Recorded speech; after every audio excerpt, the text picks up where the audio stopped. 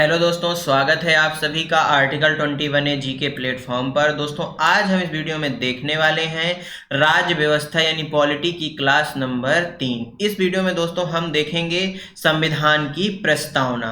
दोस्तों यदि आप ऑल इंडिया सेंट्रल या किसी भी स्टेट लेवल एग्जाम की तैयारी कर रहे हैं तो यह वीडियो आपकी परीक्षा की दृष्टि से बेहद ही महत्वपूर्ण होने वाला है। तो दोस्तों वीडियो को शुरू करने से पहले आपसे एक निवेदन है कि यदि आप अब चैनल पर नए हैं तो चैनल के लिए सब्सक्राइब और साथ में बनी बेल आइकन जरूर दबा लीजिए ताकि जब भी हम अगला वीडियो अपलोड करें आप तक नोटिफिकेशन सबसे पहले पहुंच जाए। चलिए दोस्तों वीडियो को शुरू करते हैं। भारत का संविधान उद्देशिका यानी दोस्तों प्रस्तावना। आइए प्रस्तावना को सबसे पहले पढ़ते हैं, फिर दोस्तों इससे संबंधित जो क्वेश्चन बनते हैं उनको पॉइंट टू पॉइंट इस प्रकार से हम नोट करने वाले हैं।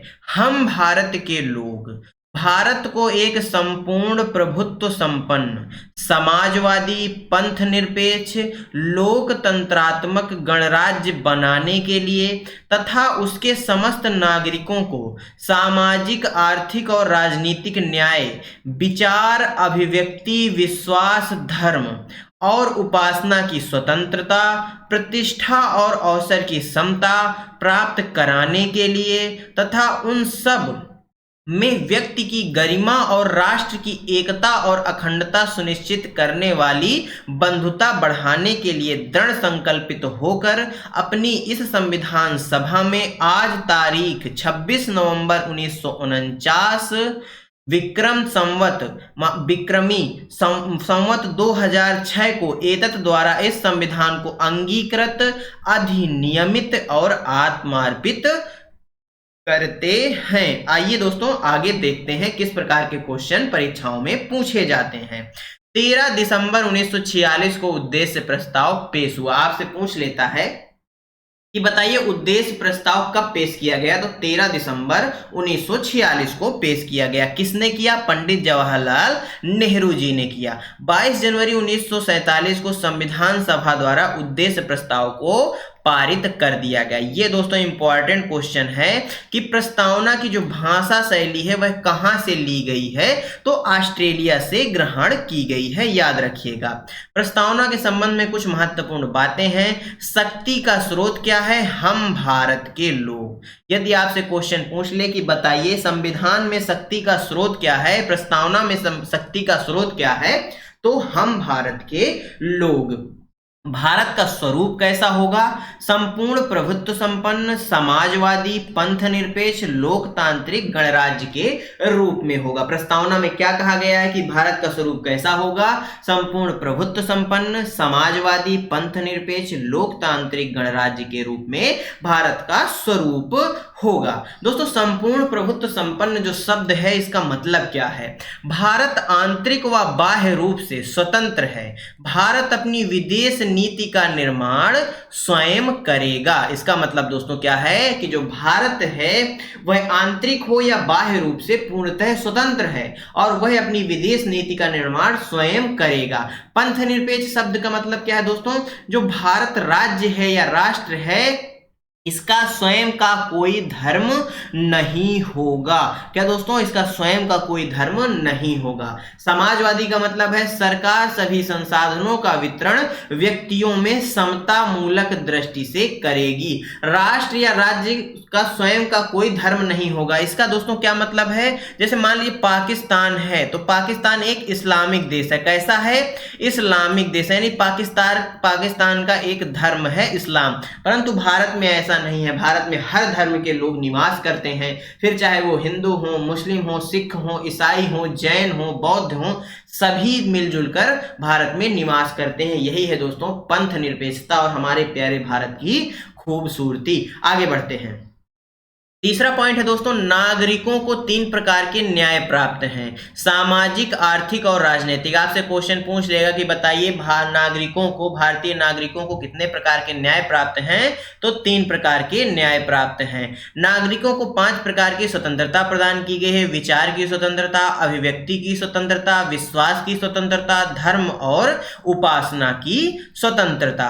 नागरिकों को दोस्तों 2 प्रकार की समता भी प्रदान की गई है, प्रतिष्ठा और अवसर की समता। याद रखिएगा दोस्तों एकता और अखंडता बनाने की बात भी की गई है। तारीख कौन सी अंकित है प्रस्तावना में? 26 नवंबर 1949 2006 विक्रम संवत। याद रखिएगा दोस्तों, प्रस्तावना में जो भारत शब्द है इसका प्रयोग 2 बार किया गया है। कितनी बार किया गया है? ये इंपॉर्टेंट क्वेश्चन है, आपसे पूछ लेगा कि बताइए प्रस्तावना में भारत शब्द का प्रयोग कितनी बार किया गया है, तो दोस्तों आपके तोते उड़ जाएंगे, याद रखिएगा। तो इसलिए याद रखिएगा कि 2 बार किया गया है। स्वतंत्रता 5 प्रकार की प्रदान की गई है, समता 2 प्रकार की, न्याय 3 प्रकार का प्रदान किया गया है।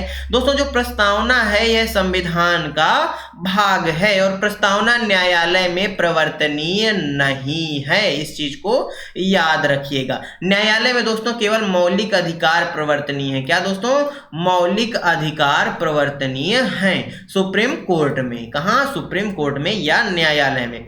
प्रस्तावना के संबंध में महत्वपूर्ण वाद या जो कुछ केस हैं उनको भी दोस्तों याद रखिएगा, यहां से क्वेश्चन आपको परीक्षा में देखने को मिल जाएगा। पहला केस है बेरुवाड़ी केस जो 1960 का है। इसमें कहा गया था प्रस्तावना संविधान का भाग नहीं है। यदि आपसे पूछ ले कि बताइए किस केस में, किस वाद में सुप्रीम कोर्ट ने यह कहा था कि प्रस्तावना संविधान का भाग नहीं है, तो वह बेरुवाड़ी केस 1960। दूसरा केस है दोस्तों केशवानंद भारती केस 1973 का है यह। इसमें सुप्रीम कोर्ट ने कहा कि प्रस्तावना संविधान का भाग है और इसमें संशोधन हो सकता है। याद रखिएगा, प्रस्तावना में हुए संशोधन दोस्तों, प्रस्तावना में अब तक 1 बार संशोधन हुआ है। वह कौन सा संशोधन था? 42वां संविधान संशोधन 1976। इस संशोधन के द्वारा दोस्तों प्रस्तावना में 3 शब्दों को जोड़ा गया था, समाजवाद, अखंडता और पंथ निरपेक्षता। यहां से क्वेश्चन आपको देखने को परीक्षा में मिल जाएगा कि बताइए 42वें संविधान संशोधन 1976 द्वारा किन शब्दों को प्रस्तावना में जोड़ा गया। या तो आपसे पूछ लेगा कि बताइए किस संविधान संशोधन द्वारा प्रस्तावना में संशोधन किया गया, तो 42वां संविधान संशोधन 1976। प्रस्तावना में निम्नलिखित शब्दों का भी उल्लेख है। अंगीकृत करना, इसका मतलब है संविधान को स्वीकार करना। अधिनियमित करना मतलब दोस्तों संविधान को लागू करना। आत्मार्पित करना मतलब स्वयं को संविधान सौंपना। याद रखिएगा दोस्तों, प्रस्तावना के संबंध में दोस्तों कुछ महत्वपूर्ण कथन है। प्रस्तावना संविधान की आत्मा है, ऐसा किसने कहा? ठाकुर दास भार्गव ने कहा। प्रस्तावना संविधान की जन्म कुंडली है, यह बात के.एम. मुंशी जी ने कही थी। याद रखिएगा दोस्तों ये आपके लिए होमवर्क है। बताइएगा इस क्वेश्चन का सही आंसर आप हमको कमेंट बॉक्स में। निम्नलिखित में से कौन न्यायालय में प्रवर्तनीय है? राज्य के नीति निदेशक तत्व, डीपीएसपी। ये डीपीएसपी क्या है दोस्तों? ये हम आगे आने वाले वीडियो में पढ़ेंगे। मौलिक अधिकार, मौलिक कर्तव्य या प्रस्तावना, बताइए कौन है जो न्यायालय में प्रवर्तनीय है? आप हमें कमेंट बॉक्स में बताइएगा। दोस्तों आज का वीडियो यह आपको कैसा लगा हमें कमेंट बॉक्स में जरूर बताइएगा। यदि वीडियो अच्छा लगा हो तो वीडियो को लाइक कर दीजिए, अपने दोस्तों के साथ शेयर कर दीजिए। यदि आप चैनल पर नए हैं तो चैनल को कर लीजिए सब्सक्राइब और साथ में बेल आइकन जरूर दबा लीजिए, ताकि जब भी हम अगला वीडियो अपलोड करें आप तक नोटिफिकेशन सबसे पहले पहुंच जाए। चलिए दोस्तों मिलते हैं आपसे अगले वीडियो में, तब तक के लिए जय हिंद, जय भारत। अपना और अपनों का ख्याल रखिए, सभी का सम्मान करिए। धन्यवाद साथियों।